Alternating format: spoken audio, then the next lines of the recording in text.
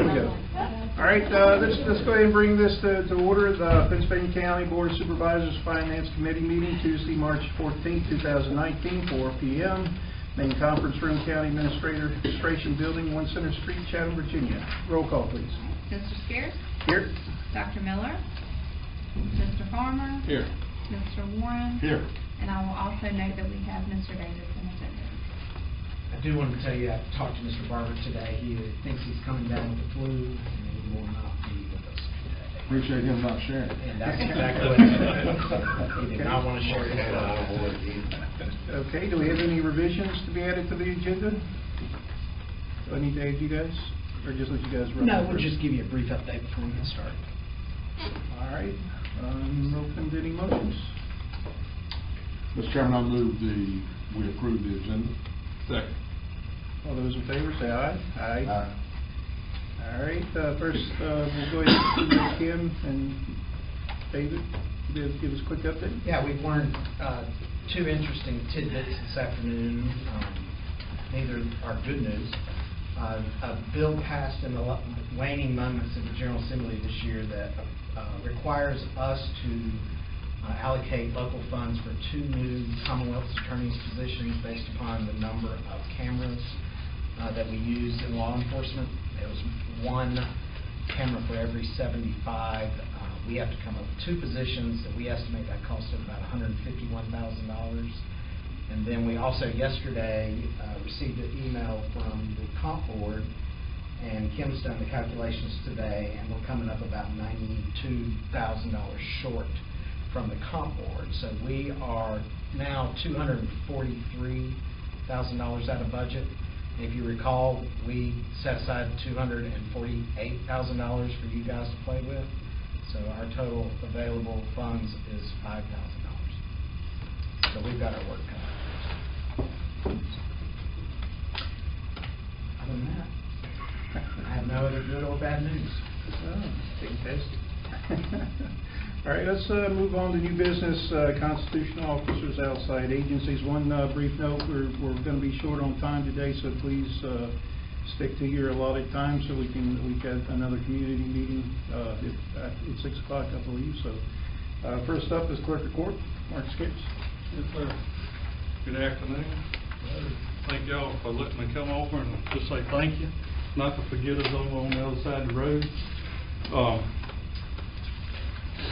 Last year, our office took in $1,896,000.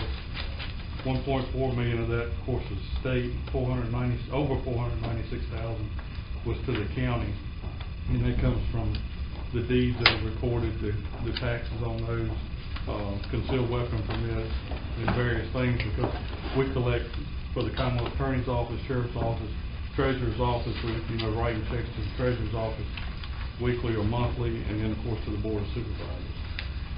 We're going through an audit right now. The auditor is in our office as I speak.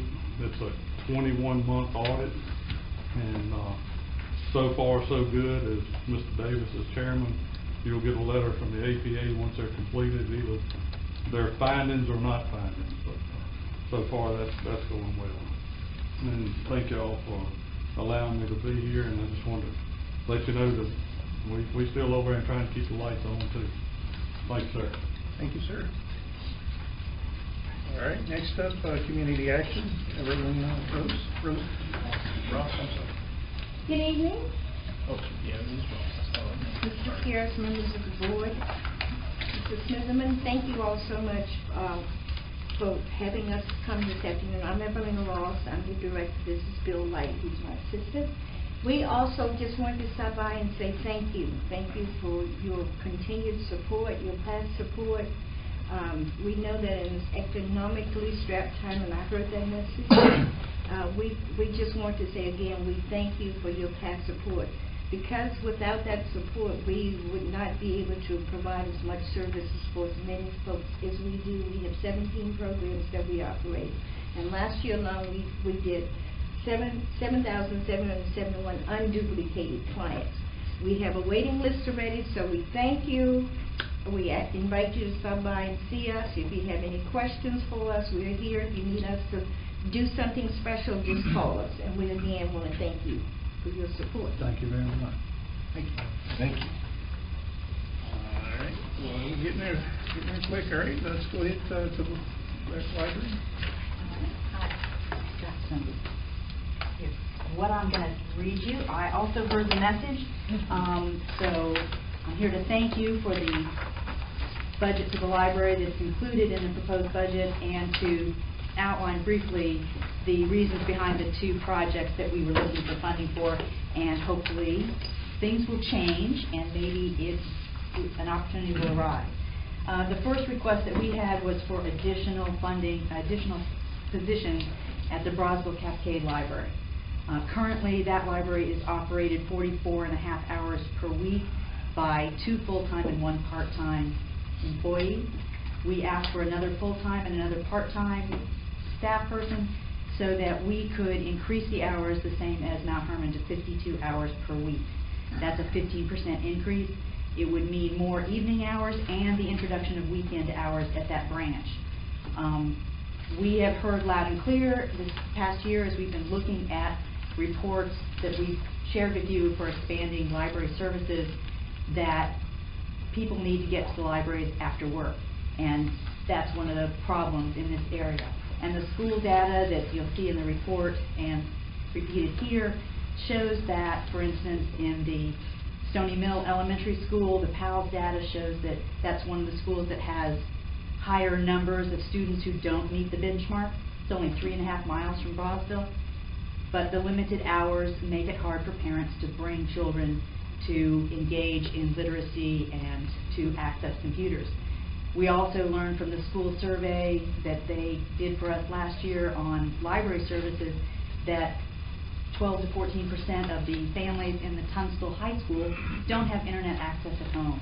And that's a problem for students when textbooks have increasing amounts of digital material. So increasing hours and increasing staff to help people at the library would be important. It's a $63,000 request that includes the total staffing and benefit, or salary and benefits for those positions. It would be an ongoing increase to the library. The second thing that we asked for was $200,000 to renovate the Gretna Library. Currently, we have the entire building available to us. It's still divided into classrooms, and if you look at the second to last page in the handouts I gave you, that's the current layout of that library. So you can see the classrooms, the office, the hallway space. The last page is the layout of what we want to do, which is to open that library up, make it available to library patrons. So it would increase the library space from approximately 2,700 square feet currently to 6,375, the entire building. If funding comes available and you can come up with any part of that $200,000, $150,000, the library and library board aim to raise the remaining amount of that project, which is estimated at $548,000. So it would be a very cost-effective move on the part of the county. We'll leverage your investment and 3 times. But without your investment, we can't raise money. Nobody will give money if you guys aren't behind us. So that's what we're looking for. I know it's tight.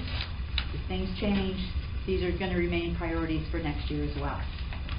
Thank you.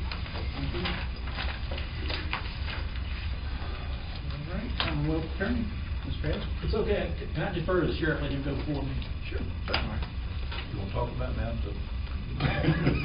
I'll say good things about you. Good afternoon, Mr. Chairman.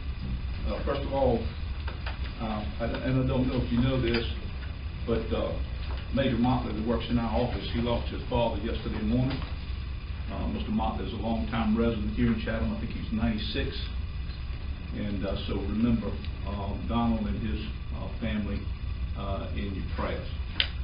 I want to talk to you a little bit about the upcoming budget. Now, as you all know, we've supplied copies of our submitted budget to you.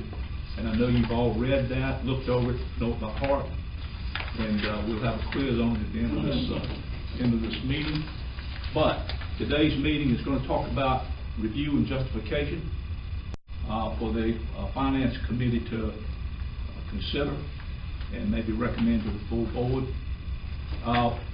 We talked earlier about the incentives for compression for the deputies, and then last month's meeting there was a really good discussion about that.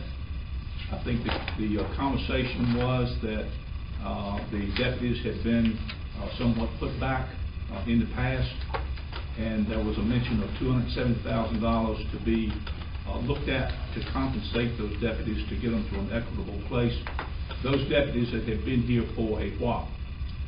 So we talked about that. The board the board members were very complimentary, and we appreciate that discussion.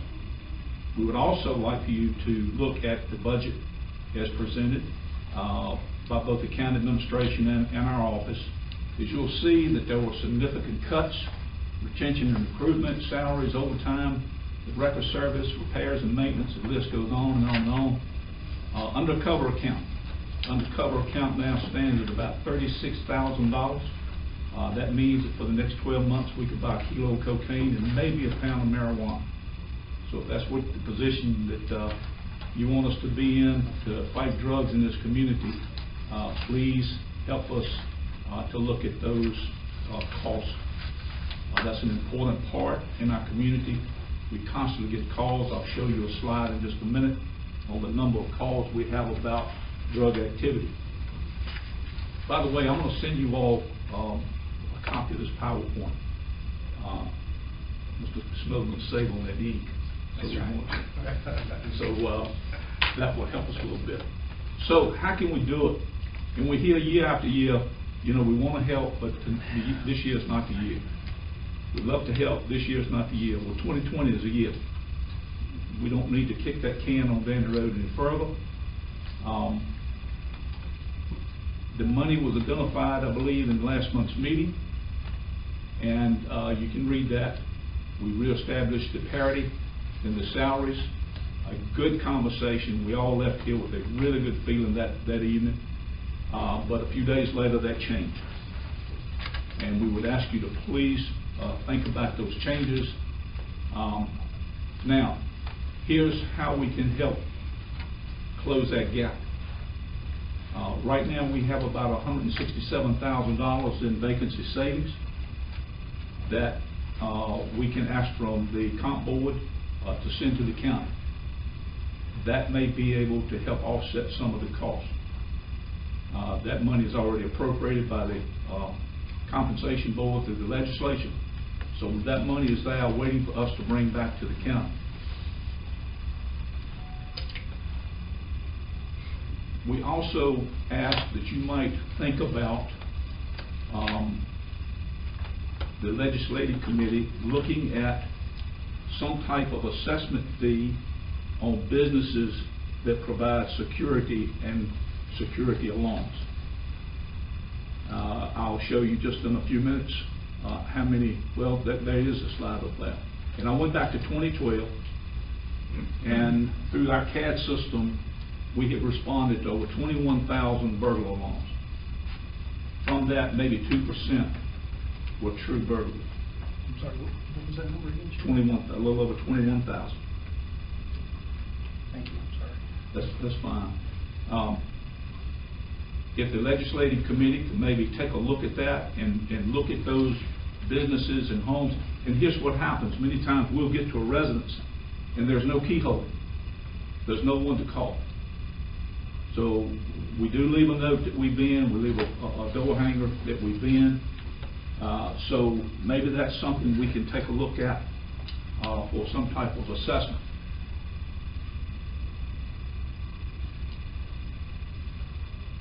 Since the board was gracious to us in giving us a sign-up fee, I'm happy to report, as of today, we have 2 openings in the sheriff's office. And we fill those openings with certified officers. We have very few officers going to have to attend the academy so they can hit the ground running, so to speak. The jail is full, both employees and inmates. to the point where if we can sit down and have a discussion, you know, we have to suspend the inmate workforce because we just did not have enough employees to safely go out and work the inmates because we needed them inside the facility. So something else on the table. And the numbers, we have to vet those numbers through the court system when those inmates get their compensation for their work done, their hourly rate. And I think, maybe Major Nicholson, you can help me out on this, I think right before we suspended that program, that inmate workforce worked somewhere around 600,000 man-hours, not 600,000 in minimum pay compensation for a year. That's a lot of money. So if we can work together, that may be something we can do to save money on the back end as far as some of the contracts that we have. Not sure on the timeline on the contracts, but these are just some ideas that the Sheriff's Office wanted to bring to you on how to fund, maybe fully fund our budget proposal and also the deputy salary. Now, this is a study, I hope you all can see that, from the RAND group. They refer to it as the price of justice. So if you'll see, a homicide runs between $22,000 and $44,000 in the criminal justice system. Rape and sexual assaults, you can see the numbers, 2,000 to 5,000, so on, robberies. That's the cost. Now in the red, you will see this is from 2018 back to 2014. These are the numbers of which we've had to answer these type of calls. It's expensive. We have to have that money somewhere to pay for these investigations. We're obligated to it. And of course, we have no say on when these things are going to happen. So we can't come to Mr. Smitherman every month and say, oh, by the way, I have a homicide, I need a little extra money. That's just not going to work. That's not good business. So you can take a look at those numbers. Suicides, we had 57 suicides in that time period. All suicides begin out as a homicide investigation until otherwise proven by the medical examiner and the evidence that the officers bring to the MD's office. So if you add that 57 to the 15, it gets very, very costly. Man hours, overtime, and unlike punching in and out on the time clock, those guys that may get out at 4 o'clock in the afternoon when these calls come in, because of legal reasons, they're in the mix until it's closed out. And I think you all understand that. These numbers came from the crime report, state police crime report that we have to submit each month. You can look at the numbers of crimes that we've had. But I can tell you, even though those numbers are large, this community fares very well when you look at the 8 communities right around us. Number 1 in the solvability rate. National average on solvabilities in bringing someone to justice is about 22%. Most categories we run anywhere from 43 to 58%. I think we were 8th in line as far as per capita crimes, which speaks well of our community. But for the sake of time, please take a look at these when I send you the report.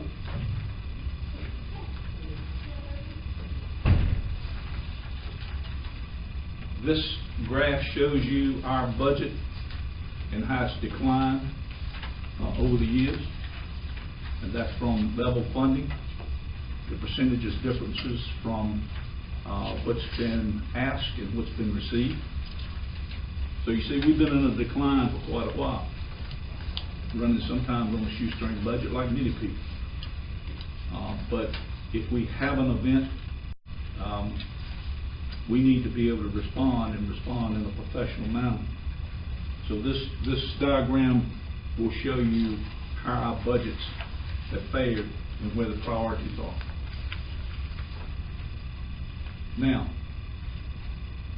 many of you may remember this. In 2017, we were approached by policymakers at our office to please try and do something about the crime rates in our communities because it was having a negative impact on economic development.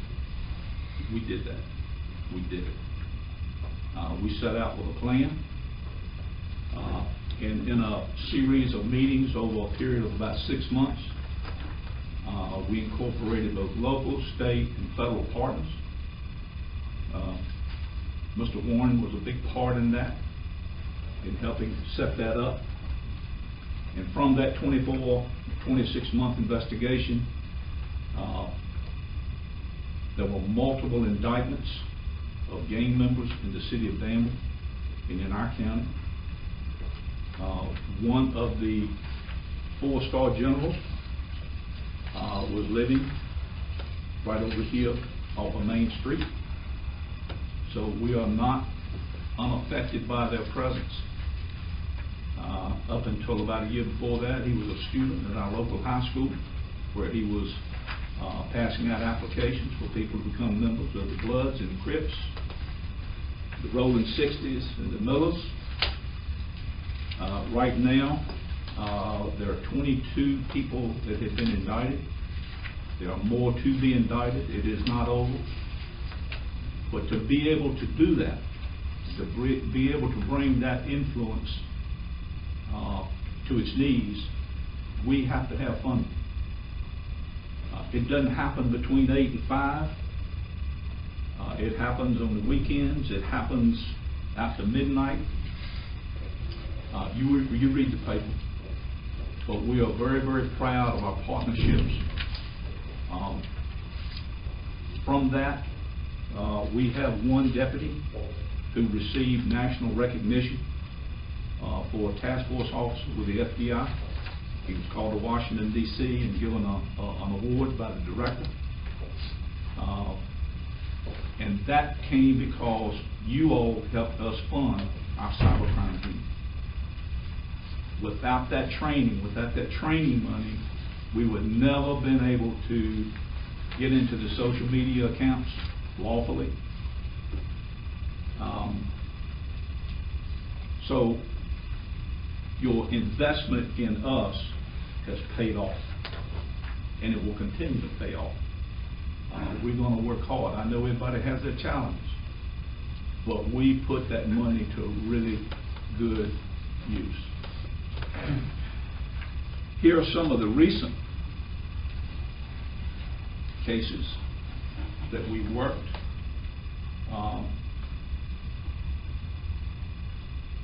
Trayman Kirby. Mr. Farmer, this investigation started at the Hampton Inn. And it started with a cybercrimes unit and a prostitution sting.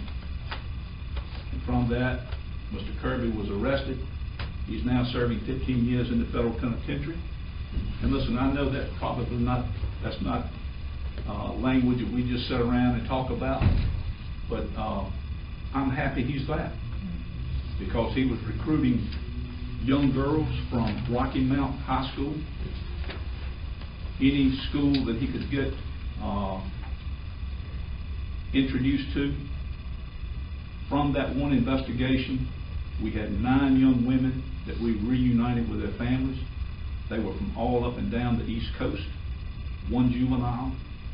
One of the girls, we talked to her recently. She has since gone on and got her college degree. She's married, has a family, and she is very thankful that somebody was able to get her out of that business. Jacob Thorpe, young man here in this community who murdered his mother, stabbed her 71 times, was tried right here in this in our courtroom by Mr. Haskins and his team. Brian Cundiff, of which you will see, I'm going to show you a short clip here in just a few minutes of the incident with Brian Cundiff and our deputies. David Duke, 78 years. Franklin Dalton, who lived in Ringgold, just convicted, life, 289 years. Pedro Crepus, 6 life terms. These are people we holding here in the local jail. So you really want those locks to work. You want that infrastructure to be sound. You don't need these people to be back on the street visiting you in the middle of the night. Floyd Hunt, a transient that moved into the Hurt area, broke in on a widowed lady, raped her repeatedly. He is now sentenced to 7 life terms. As you all remember, the incident at Hargrave that shut Hargrave completely down, cost thousands of dollars to restore their system, their computer system. It came in as an ISIS threat, what was believed to be an ISIS threat.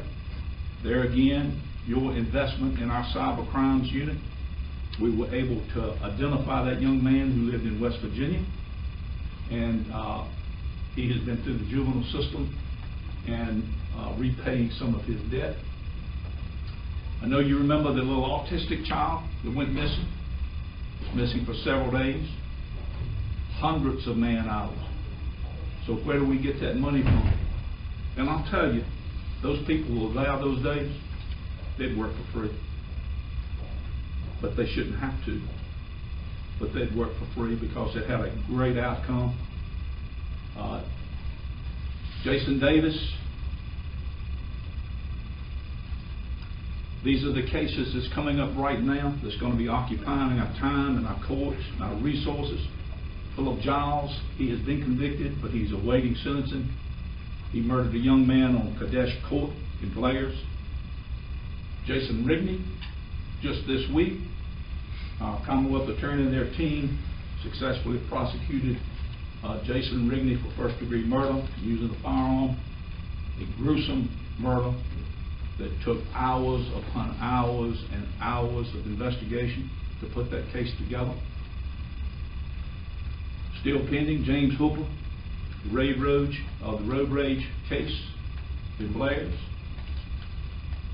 So all of these investigations have something in common, and they equate to that other chart that I just showed you. It cost us money to do that. And we only have one time to get it right. And sitting on that witness stand, as most of you can say, that's not the place to find out you've done something wrong. That's not the place. And the only way we can do that is through training and education and retraining and education and repetitiveness. And that comes with a dollar mark. President Kennedy said every society that gets the kind of criminal it deserves. What it also is true is that every community gets the kind of law enforcement it insists on. So what kind of law enforcement do you want? I can tell you this, and not because I'm holding that seat of the sheriff, but your sheriff's office has a good reputation from every federal agency that we work with. In the past, they've even asked us to handle the evidence because they have confidence in what we do. And that's because we are an accredited agency. And if you'll look at the budget, all of our accreditation money was taken out of the budget this year. I understand looking for the money, but how do we keep that posture in the community? And when you call upon us, just recently, we got a call that there was a bomb threat here in this building. And we were able to respond to it and put things to rest. But that's because those guys knew what they were doing. And they knew how to ease those tensions and get to the bottom of it. Now, I'm going to show you this little short clip. These are 2 young officers. At this time, they had not been working with us very long. A very short period of time, and I think their salary range at that time was about $34,000. Okay?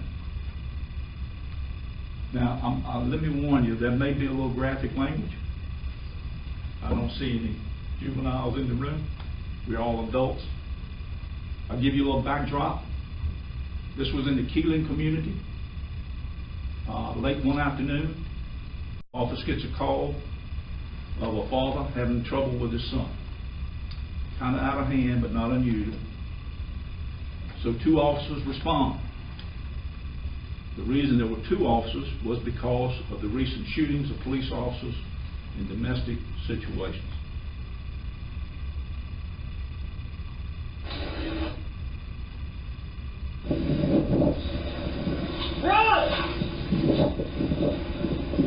Drop the gun!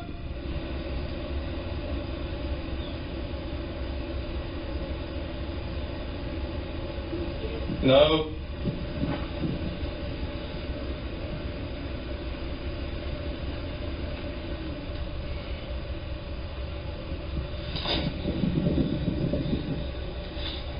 Go on down so you don't get... Oh, shit! Where's that? Get back, Nick. Officer shot. You alright? Slide back, Nick. Slide back, Nick. 161, you're at officer shot. I'm good, I'm good. 164's got raised head. They were standing outside talking to the father, trying to put this situation together, what was going on with his son. Son comes to the door, opens the door, and shoots in the direction of the officers. One pellet hits this officer, Corporal Samuels. Fortunately, the shot grazed him in the forehead and rode his skull around the skull. I think it took 9 or 11 staples to sew him up. It could have been a really bad outcome. We spent from that point till about 4:30 in the morning. We had to gas this man out several times. We used all the equipment, all the resources we had, plus what other resources other agencies had. These two deputies right here reacted heroically. They did not lose their cool. What I didn't show you was Corporal Samuels now got back into the fight. They kept an eye on the house. They kept him contained. He could have been, as you see, the houses all around. He could have taken hostages. They kept him contained until other officers could get there. It was a very tense situation for several hours. But without the proper training and the proper know-how, this could have really been a bad outcome. So this is what these young men and women are facing. And again, they were on the lower income, lower scale of the income. So how many of us in this room want to face that for $34,000? So I think when we ask for equitable parity for these officers, I don't need to tell you that. You already know. The way is, how do we get there? And we are open to talk any way we can about it, any kind of ideas we can. But that needs to happen. Please take a look at our budget. Fund us where you can, and we'll work with you any way that we can. Thank you so much for your time. I'm hoping I haven't taken up too much time. If you have any questions, please let me know. Any questions from board members?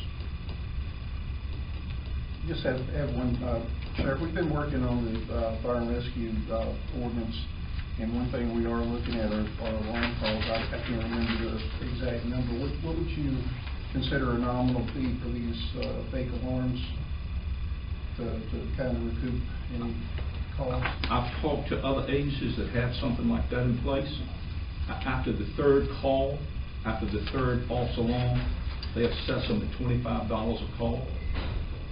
They will send them a letter after the second call saying, hey, you need to get your alarm checked, you need to do this, that.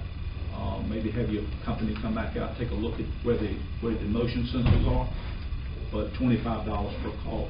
These are just law enforcement calls that I queried on that. This is not other alarms. Well, it will encompass both the security and the fire alarm. So like I said, I think that is a no-brainer that we go after those kind of fees, because it takes you away from actually fighting crime. So I can guarantee you that that's going to be part of the new fire and rescue ordinance, and that will kind of cross over to you guys as well. And I think the funding will go to the agencies that have to respond to those calls. I don't think it's going into a central pot.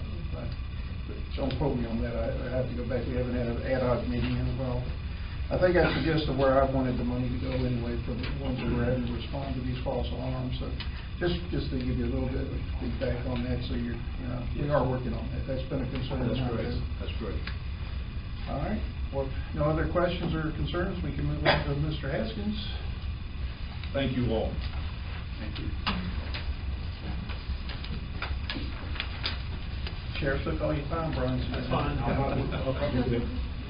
Yeah, I was involved in all those cases, and I'll tell you, when you talk about transients, Floyd Hunt got out of prison a month before he committed this horrible rape of a grandmother up in North End County. Broke into her house and raped her, sodomized her repeatedly. Nick Samuels was one of the ones that went up into the house to get him because he was still in the house with the woman. She escaped when he fell asleep drinking her wine after he raped her repeatedly, and then to drag him out of the house. And Nick, who was shot in this case, was back in the fight and was going after him there. That man got out of prison because he committed a string of residential burglaries in another county, and they plea bargained him out and gave him minimal time, and he got paroled out because he finished all the minimal time they gave him, and he was out exactly 1 month. He moved into our community because he had an uncle in the area, and broke into 2 other houses the same night he raped his grandmother because he stole a hatchet that he used as a rifle gun from another older woman who fortunately couldn't get to her house, but he got to her own story. And I'm sorry I couldn't give you, Kim, this information earlier that I had learned. I didn't have a chance to look at my budget Monday when it got sent out because I was a little busy with Jason Rigney. He was consuming all of my attention along with Alexis here, who was involved with me in the case. And we brought that to a successful conclusion. The night that crime happened, that's a Sunday night. Everybody worked overtime that night. You can't put a cost assessment on what the sheriff's office does, but I tell you, they are the lifeblood of whatever I do. When we finished Jason Rigney Tuesday night, and he got his life plus 3 years from a jury recommendation, they did it in 18 minutes. It was such a bad crime. I mean, because he brutalized this woman. The only thing he didn't do was sexually assault her. But he executed her by shooting her twice in the head after he's beaten her almost half to death. The family looks at me and says, thank you for such a good job you did. And I tell them what I tell them all the time. I say, it's not so much that I'm doing a good job. I'm just telling them what a good job these guys have done. To the extent that you can help them, I'm going to ask that you help the sheriff's office. Now, to turn to where I am, the elephant in the room is, since I submitted my budget, the legislature decided that you're going to have to pay to have these body-worn cameras. That's body-worn camera that you saw in that video. And that was not anywhere near all of it we had to watch. Plus, it was Nick had his camera on, too. He was shot in the head with a shotgun. And if it was another couple of inches, it had been a capital murder, and we'd be spending $250,000 to prosecute. His lawyer would make $500,000 combined. That's the average of the lawyer. No, I'm sorry, each. They're averaging about $500,000 right now. The last one I had to do, I had to go to Halifax County. It took us 5 years to complete that prosecution, and they billed over $500,000 to the state defending the man because he has no money. Brian Cundiff didn't have any money. He got a court-appointed lawyer. He pled guilty ultimately because he was scared of what a jury would do. And Judge Blow still gave him 60 years for how bad that was because he almost killed a deputy sheriff. But I'll tell you this: when Brian Cundiff got arrested that night, the following morning he's eating the food y'all are paying for.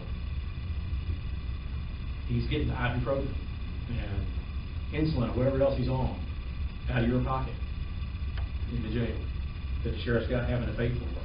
And if you want, I can turn them back loose. I can agree to a bond and let them back out, and we won't be paying for it. But that's not what I'm here. If you want me to plea bargain cases, I can do that. Since body-worn camera started, I asked Seth to give me some figures because the body-worn working group was working in 2018, right before the legislative session started, and they wanted to know what kind of impact it was having on us.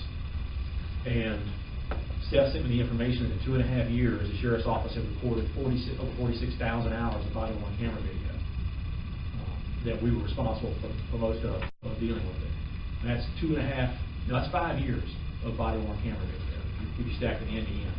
If I had one attorney just to watch that body-worn camera video, and if I had one to do nothing but that 24/7, in 5 years, he'd be 10 years behind at the rate we're accumulating the video. The State Bar Council, head bar counsel, who doesn't have much to do with prosecution, doesn't know much about prosecution, was pontificating not too long ago that, hey, and this is what the legislature come up with this money from or this mandate on, you prosecutors, it's an ethical obligation to watch every second of every video.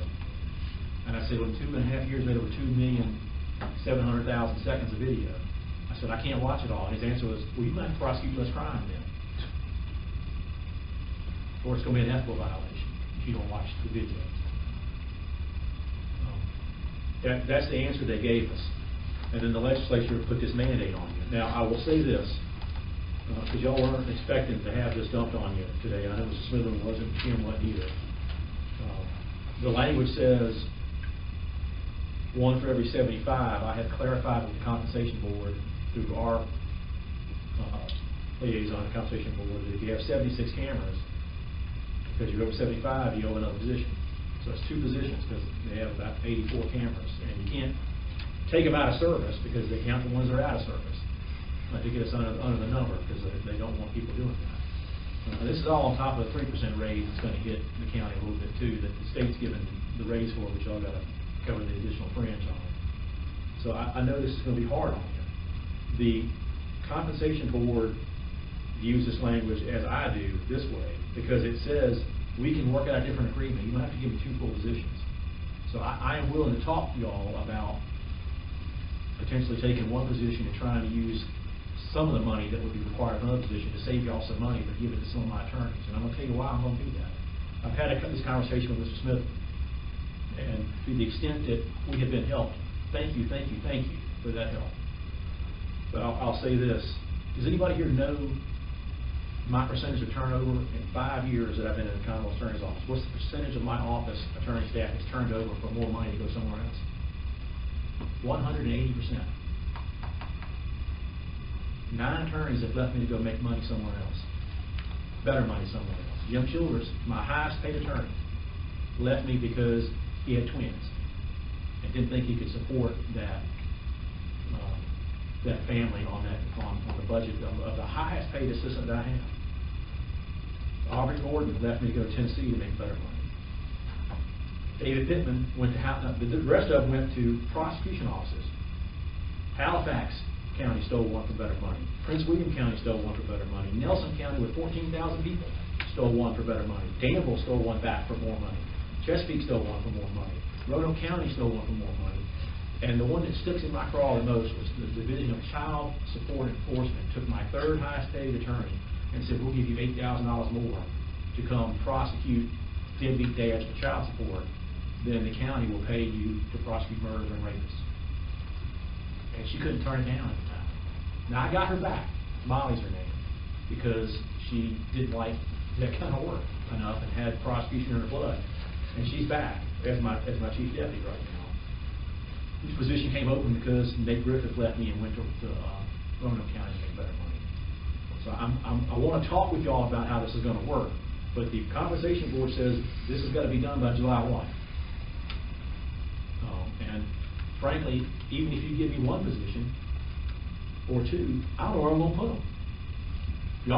Most of y'all have been to my office. I don't have room. We already had to take one of our bathrooms and destroy it and convert it. Thankfully that y'all helped us out with that. But more file storage because the Supreme Court of Virginia says thou shalt keep files for X number of years. And we had to have file storage in addition to the storage we have down in the old DSS building because we'd outgrown that too. I know the compensation board says the average salary is going to be $56,000, something like $679, I think it is, come July 1 for a new Commonwealth attorney. And that sounds like a lot when you're looking at the budget of other employees in the county because they're high dollar positions in terms of looking at somebody who's working in a different part of this fine government that we have here. But these are men and women who have spent the first 7 years of their adult life accumulating debt only to become a lawyer. And when they come out of law school, they're paying almost $250,000 in student loan debt that they're having to pay. And that's what's killing them. I have been paycheck to paycheck before I became the Commonwealth attorney because I'm paying my student loan debt, my wife's student loan debt for law school, and trying to pay forward on our 2 kids' college education funds. That's what these people are doing here now. It is hard to recruit good Commonwealth attorneys. I have been extraordinarily fortunate and lucky that I got a wonderful, awesome staff.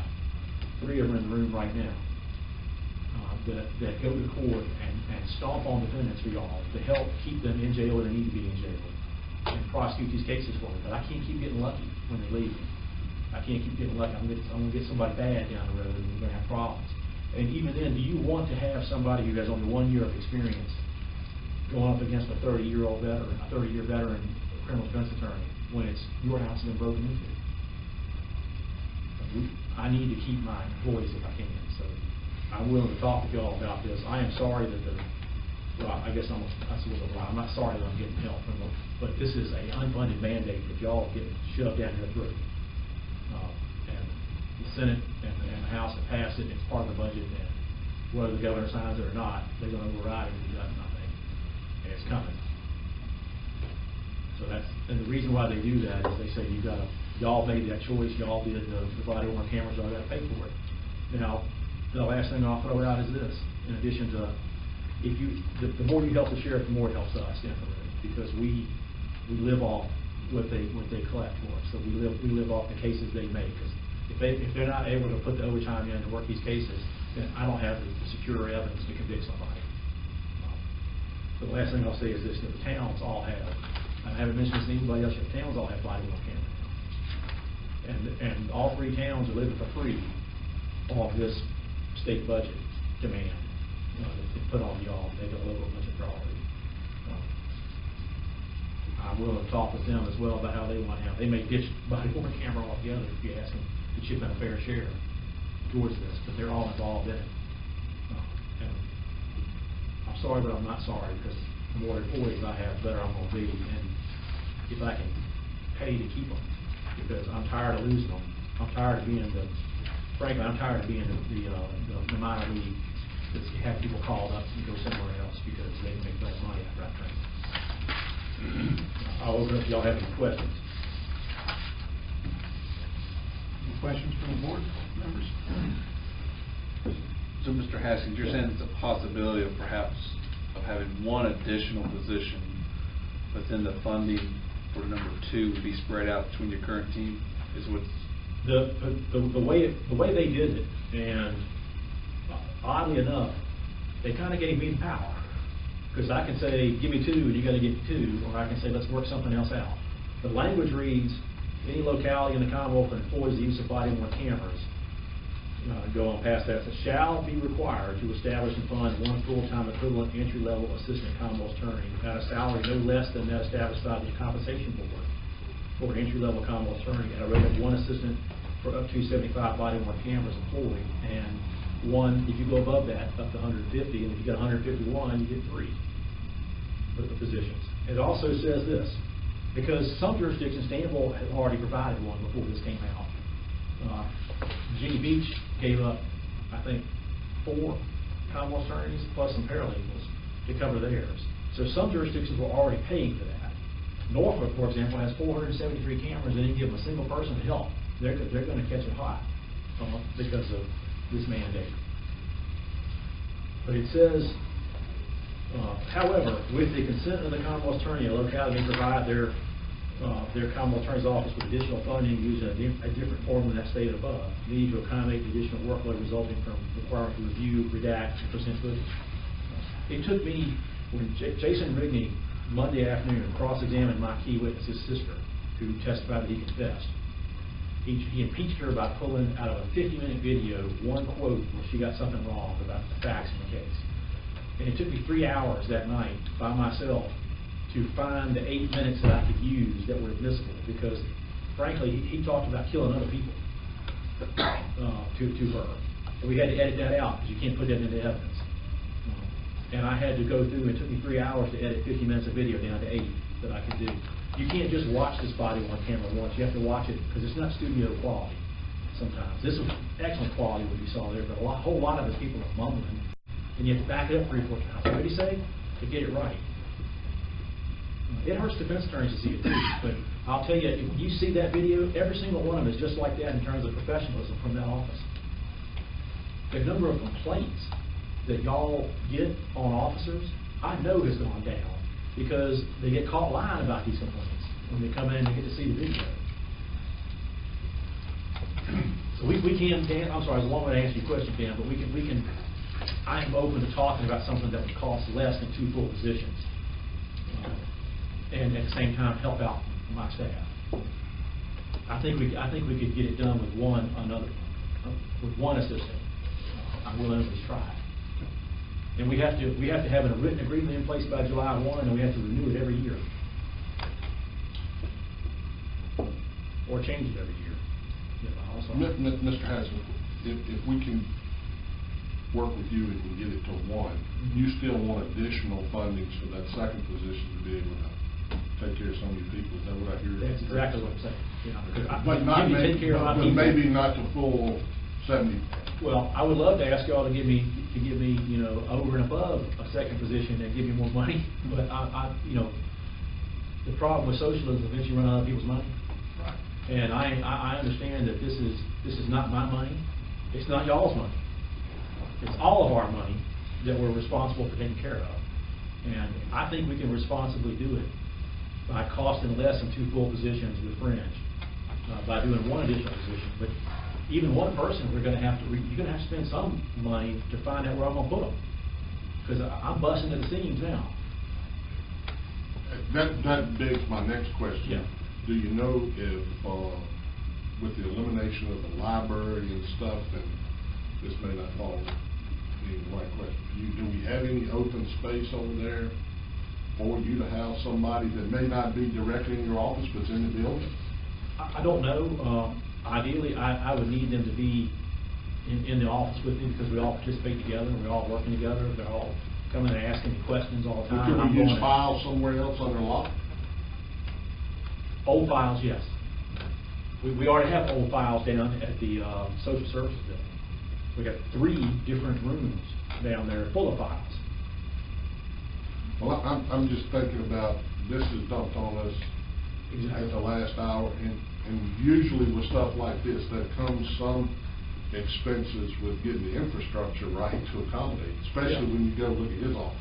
Well, you just spent some, and I thank David and for helping. You just spent some money to renovate a bathroom into a secure file storage room so I can have it there, because we needed it. But it's like following the cheese to find the trap at the end of it. It's a maze over there sometimes.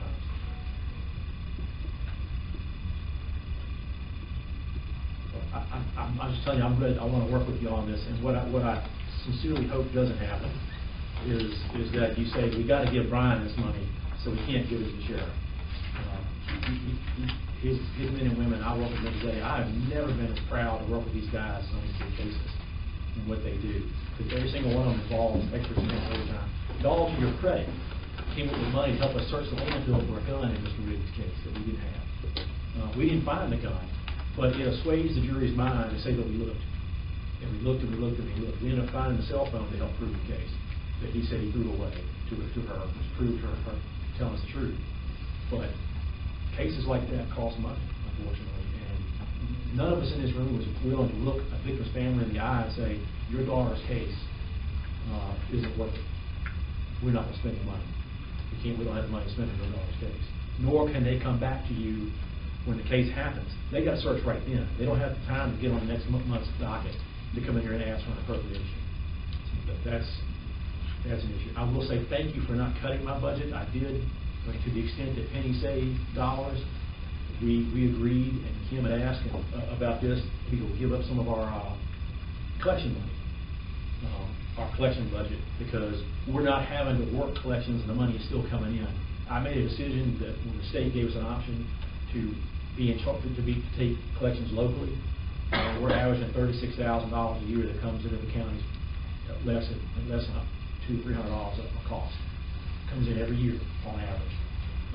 That's half the money that gets collected through our collection program, because the other half goes to the state. This year, we fought off a budget bill that would have taken that away from us and sent it all back to the state, because the state wanted the money.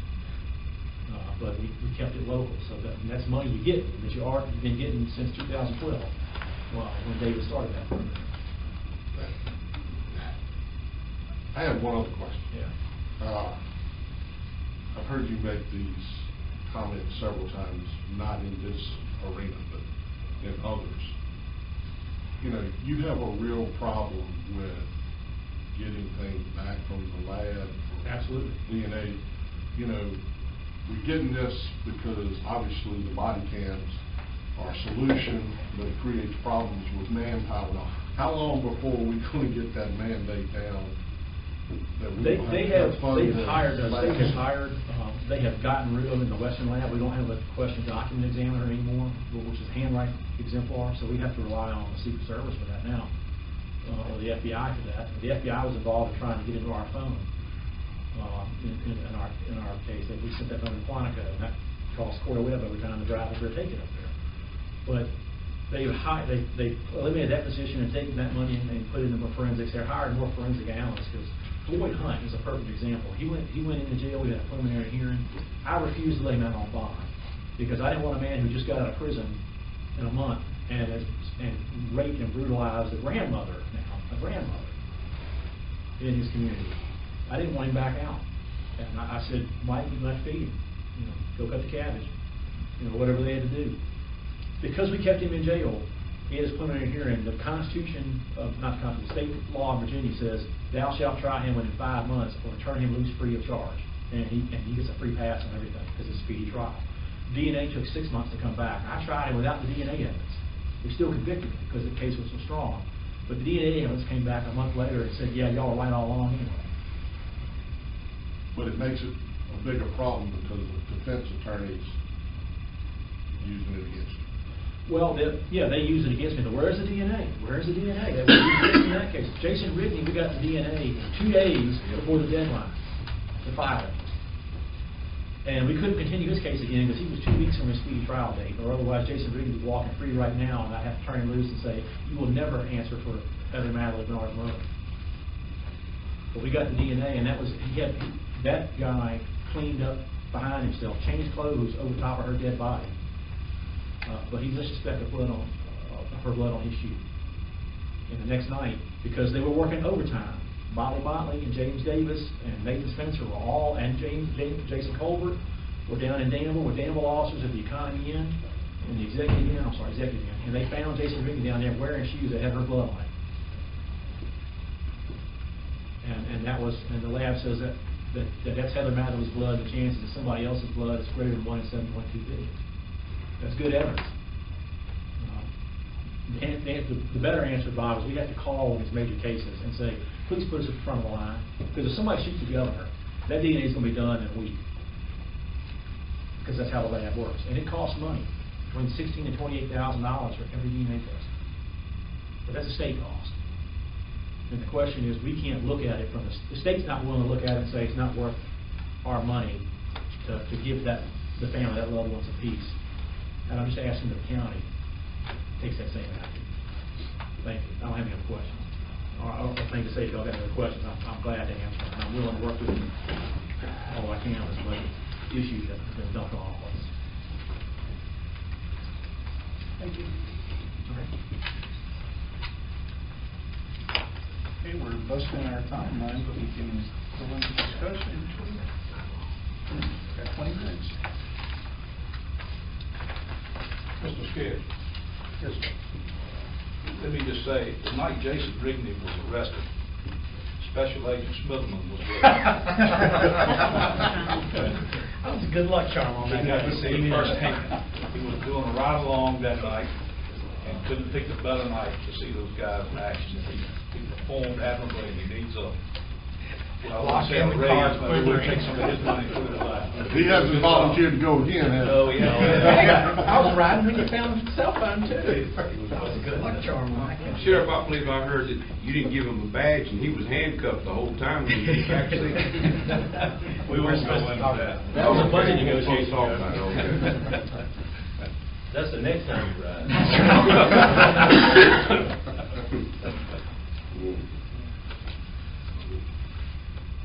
Well, I will open it up to any comments from board members.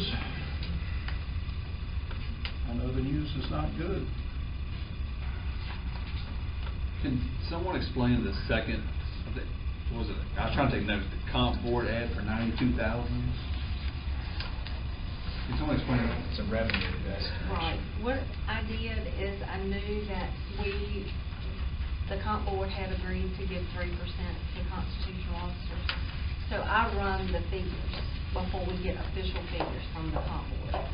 There are some things that the comp board takes off. One of those is for Virginia risk insurance. They used to pay that 100%. The state would pay that. That is another cost that we have inherited. But they don't send that estimate until the General Assembly's done and that kind of thing. The sheriff's office insurance alone went from $92,000 to $131,000. And you have to just weed through everything of, and that's what those sheets are in your handout this afternoon that shows how I kind of compute those things. They were my original figures. They're not the updated figures that I recently got. So just the ins and the outs, the difference in those figures were $92,000. But the majority of that was because of the risk insurance that went up, as well as some other costs that, local costs that it used to be a state-covered expenditure, and now the localities having to pick that up. So really, you don't know until, the dust settles, and, we're still getting things almost daily that change.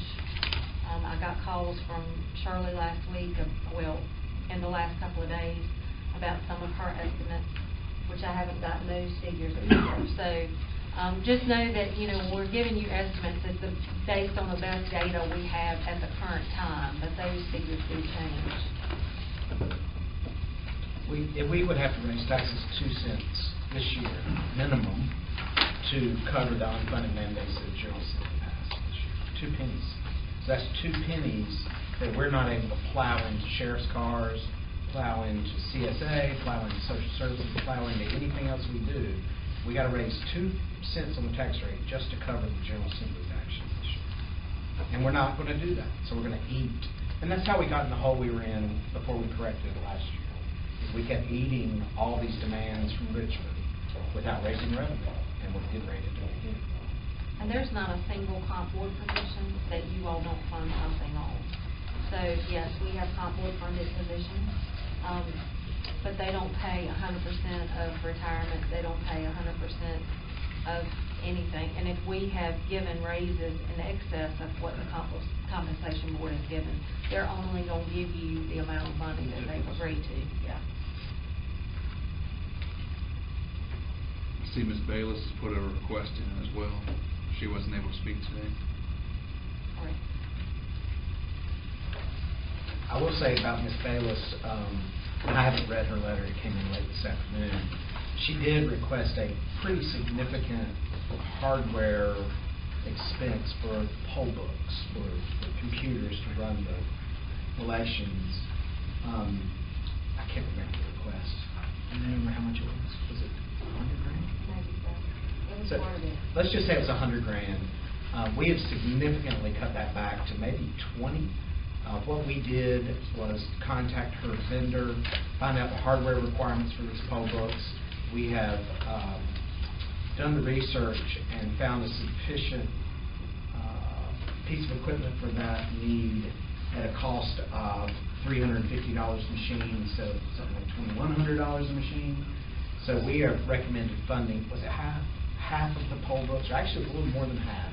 She had 75, I think we funded 45 in this, so we'll have that expense next year.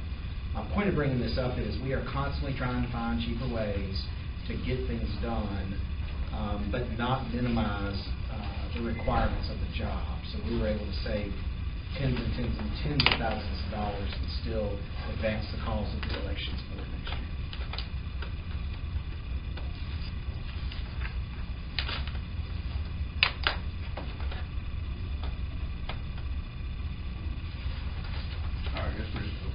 Is the first phase of the sheriff's pay study, is that in the current budget? No, that is in the contingency. So we've got, I just had it up. We have $480,000 in our $480,000 in our contingency line right now. Right. We think we can fund the first phase of the sheriff and Commonwealth Attorney's pay study with $135,000 in FY20. Of course, we just lost 200 and, what did we say today? 243 of your contingency when we walked in the door today. So that significantly reduced that. We can certainly dive back into the budget and see if we can build back up this contingency amount. We proposed the PCSA item. You and me don't have county water, but Ben and David subsidize the rate for Bob because the general fund pays on the water rates, basically reducing the water rates for water customers. I tend to believe that's not fair, and I think there's $78,800 right there that we could add into contingencies to help some of these areas. Likewise, it saves Bob a penny and a half per gallon or something like that. Likewise, if you choose not to fund the chamber tourism expansion, I would suggest don't fund chamber tourism at all, which could free up another $30,000 approximately. So we just came up with $108,800 right there that we could get our hands on. We're recommending we keep a minimum of $235,000 in contingencies. That's the average of what we've put in the last 2 years, and it has been very important because we've had to call on it. This year we had to call on it well in excess of its budget because of DRT very early. So now I'm happy to try to explain or give any ideas and answer any questions you might have. On the teachers, I guess we'll call it a state mandate or the 5%. Correct. And that's an additional $650 of local money. I think there's 5 in it now. Yes. What would happen if the other 150 didn't come? Would that nullify the whole thing, or they just get partial? Unless the school board can find savings inside their own budget to come up with the other one. But it would go away, or they just That's get my partial. understanding. My understanding It is will. it's all all or It will nothing? not go It's all or away. nothing? No, it will not go away, but we will have to find money The other- in our the- budget the remaining. to cover it, like. But we have in order 500 to- in.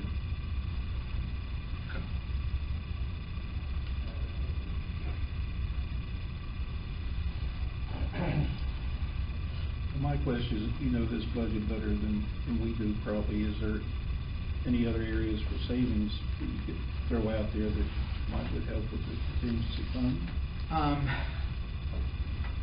So I'll draw your attention to the second page, which is really the third page, Department of Funding Summary. I not only pulled out the departments that are $500,000 a year or over, and you're going to see that the majority of the departments were either reduced or increased only extremely slightly, and the slight increases are on salaries. They're not on operations. So at this point, to go into department budgets and try to find more money, we have to talk about wholesale change, not nip and tuck. Nip and tuck is not going to get you anywhere. I would say your next big place to find maybe as much as a couple $100,000 is the employee pay study implementation, phase 3. If you delayed that and didn't do anything in FY20, what is that, $200,000 maybe? Maybe not quite $200,000.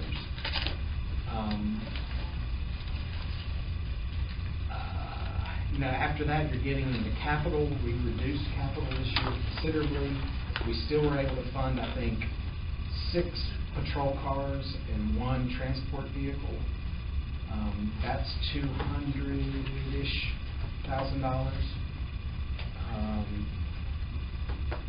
We certainly can go back to the woodshed and make you a list of things like that, I don't think it's gonna be a very long list. Beyond that, it's, you know, what do you wanna shut down? Do you wanna close the library? Do you wanna close something? I know we don't wanna do that because we had this conversation last year, but that's where we're at. Mr. Chairman, there is one item that I would respectfully request the staff take a look at and talk with the Pet Center Director. Based on comments he's made about his historical fundraising abilities, I think that we should respectfully request that be raised from $150,000 anticipated requirement for fundraising, grants, and fees out of the Pet Center to $200,000, because we're not going to get that thing under control as far as the budget, total budget of that thing, because it's ongoing.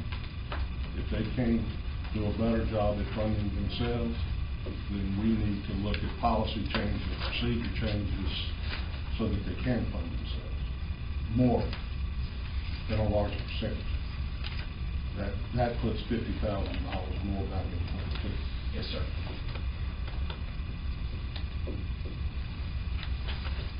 You need any recommendations at this point from us as far as a motion, or are you going to take what we're saying here and come back with some proposals? You know, and some of this stuff can be done via email. You know, we can come up with these lists, send them out so everybody can look at them. You know, we'll need to get back together to talk about it. Right now, what I've written down is to go see Brian Haskins as soon as possible, to add some revenue, $50,000 in revenue to the Pet Center, list the major areas for cut consideration where we can get it in $150,000 to $100,000 chunks. What else can I get?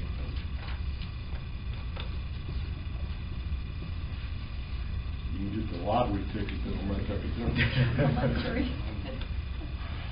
Would we take that all at one time, or would we take that every 20 years? Looking at this, I think we're going to take it up front. So you probably want to reschedule then another Finance Committee meeting next week, probably Thursday timeframe? That would be fine. Is that okay with the committee members, Thursday next week? I'm out of town Thursday and Friday next week. The Thursday community meeting is in Chatham. Yeah, because I switched mine to Tuesday. So, we'll basically be on the same time schedule. If we start at 4, we'd need to get out of here by 5:20. And that's fine. We can be ready. Is Tuesday acceptable? Tuesday will be in Gretna. Chatham. Gretna. Chatham's the very last one. Okay. That's That the works one better that for me, wanted to do it Ron. over Tuesday, spring break. 19th in Gretna, not Tulsa. Yeah, they got flipped. Because I'm out of town on Thursday. We sent you an email. Where's Tulsa? The 19th, excuse me, the 21st. No, the 21st. It's on Thursday. Yeah, because Gretna's the night. Thursday and Tuesday, guys. So we can meet Tuesday too. Hold on. We can, I wish Megan was here, but I'm pretty sure we It would can have to be a recess special this call. meeting Okay. to a date and time certain without advertising. Okay. So we can do Tuesday. We'll just need an action, a motion and a vote to recess this meeting to Tuesday at 4 o'clock. Before you do that, let me please Yeah, check. all in board meeting Tuesday, so all in board meeting. Oh, yeah, I remember that meeting.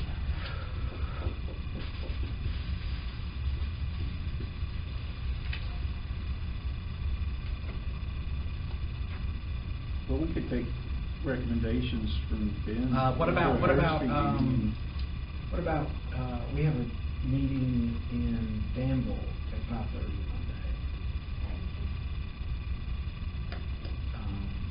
You know, this is a little out of the box, but you can recess this meeting to the Institute for Advanced Learning at 4 o'clock.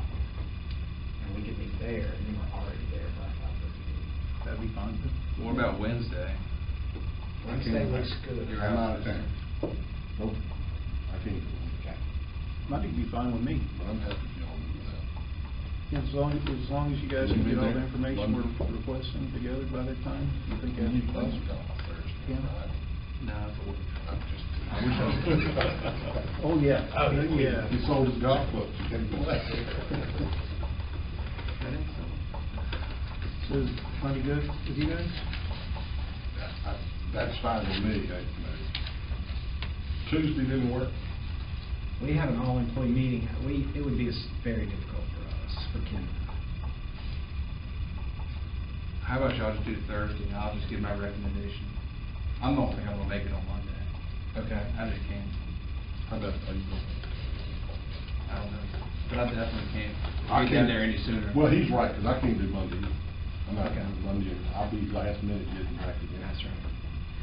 So what we can do, Thursday gives us plenty of time. We can have our list of stuff to Mr. Farmer Yeah, I can get Monday. an email, or I can speak to Ron. Tuesday, and he can send in his recommendations. Can we set it up for him to call in if he's available? Yeah. I think I can call. I don't know, the cell service would be like where I'm going, but I can try. We could push it off to the 26th. And I know Mr. Farmer, Mr. Barber and Mr. Warren have both articulated to me that they want to meet after all the community meetings are done. So we could set a meeting for the 26th and April 2nd. That would give us 2 more work sessions as this group. Let's pick them all so I put them on the calendar. Yeah, I'm good with the 26th. Okay? Okay, so y'all prefer to wait till the 26th? I'm fine with that. Yeah, I'm good with that. Sure.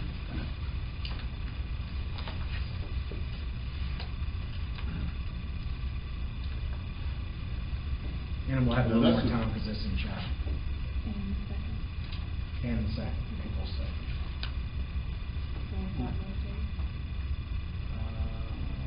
No, it's good. So you want us just recess still, or since we're going to have time to advertise? Yeah. You have to put it in the paper or just put it No. on the website? Mhm. All right, we'll just have this in the manager. Any other issues from anyone? No, sir. Mr. Davis? Any issues, anything you want to? No, I just wanted to make a comment. Thank you for calling on me. Well, maybe not, but I did like the sheriff's, I liked his statements as well as the prosecuting attorney. One thing I would make a statement about, though, is that I like John F. Kennedy, because I knew where I was at the day when he was assassinated. And I would have to say, and I remember that day very well, but I would have to have a little bit of rebuttal on him on that first part of that statement that you put up there that he made. Because I would say most of the crooks in Washington, D.C., okay, I would tell him that. And that's why we're dealing with a lot of the mess we're dealing with today. And then prosecuting attorney, I like I like your pitch there, Mr. Prosecution. But I will say, have you ever watched the movie Law Abiding Citizen? Yes, sir. That can happen too. Yeah. So We have more anyway. law abiding, we have less work to do. I tell you, it may be the rule of the jungle after all. But anyway, I do appreciate your statements and gave us a lot to think about. Any other issues before we adjourn? All right, I guess we'll call this adjourned.